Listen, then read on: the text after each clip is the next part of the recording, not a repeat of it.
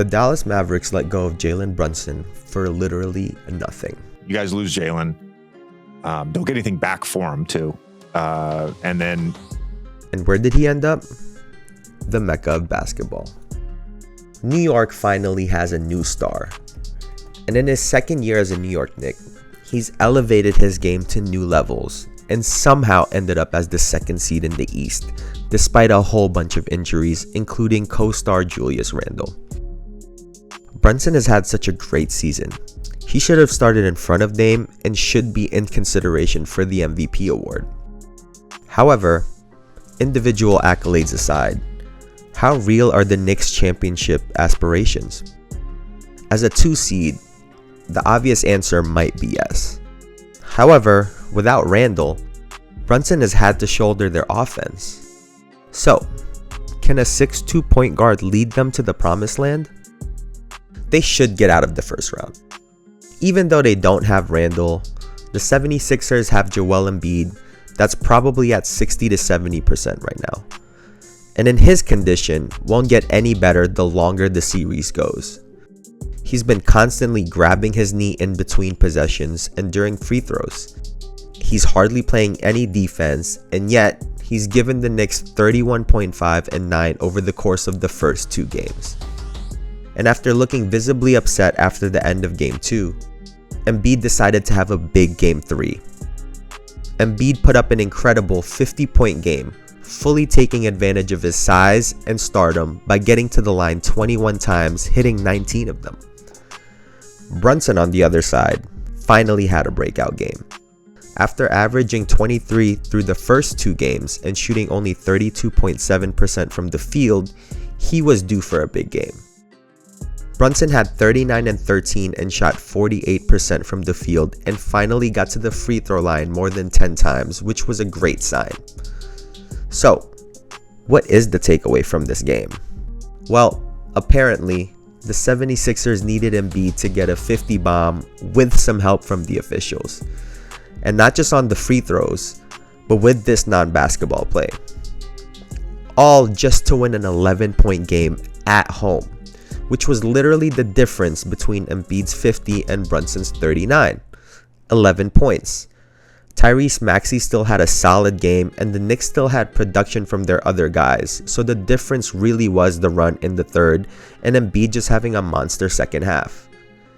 Here's the thing though, with a hobbled Embiid, I don't expect him to be able to do this time and again. And the Knicks have shown that even when their star player isn't hitting shots, that they can beat the 76ers, which is another great sign. So going into Game 4, the Knicks had the task of shutting down Philly's momentum, at home at that. And Jalen Brunson did just that, with an all-time performance. So, 39 wasn't enough to get a win for Brunson and the Knicks, so he went ahead and had 47. A game that saw Philly take the early lead ended with bucket after bucket from Brunson, who continues to make his case as one of the best players in the NBA. So what does it look like if they do get past the 76ers? I've done the research.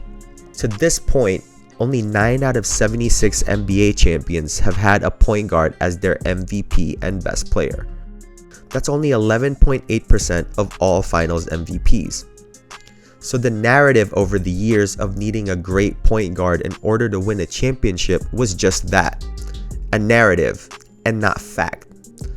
Steph Curry and the Warriors have shown us that it is possible, but he's still an exception and not the rule. If the Knicks get past Philly, they would potentially go up against the Bucks or the Pacers. And the way that series has gone, neither team has the personnel nor the schemes to really stop Brunson. The Bucks are a jump shooting team and so are the Pacers, and neither one has a great defense either. So, there's a good chance that the Knicks can make it to the Eastern Conference Finals, and that's where this gets tricky.